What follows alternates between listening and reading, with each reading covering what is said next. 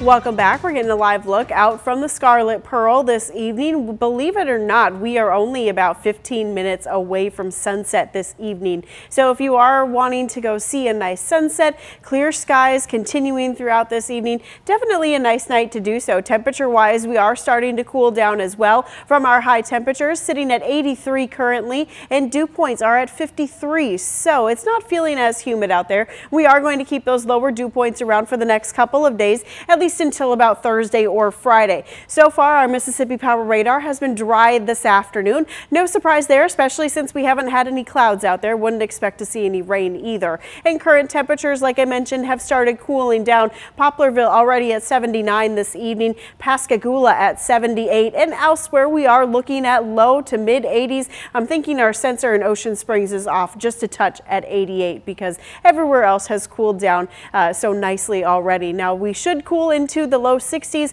with a couple spots in the upper 50s as we head into the overnight. So a little bit closer to normal, but we are going to see those overnight temperatures increase throughout much of the rest of this week as we continue to see southerly winds pick up a little bit later on. Now temperature wise tomorrow, with that brief transition to winds in the southeast, likely going to once again get into the mid to upper 80s across the area. It's not until later on in the week when we start to see this high pressure breaking down across parts of the southeast. That's what's going to first bring us a little bit of cloud cover by Friday, and then notice that cold front setting up through the plains as we go into Saturday. That will move through likely more so on Sunday. Some of that heavier rain should be well off to our north, but we are still going to keep a brief rain chance in our forecast as well. The front will likely move through mid to late afternoon on Sunday, and then we'll start clearing as we get into Monday. Now we aren't expecting a washout from this front. We are looking at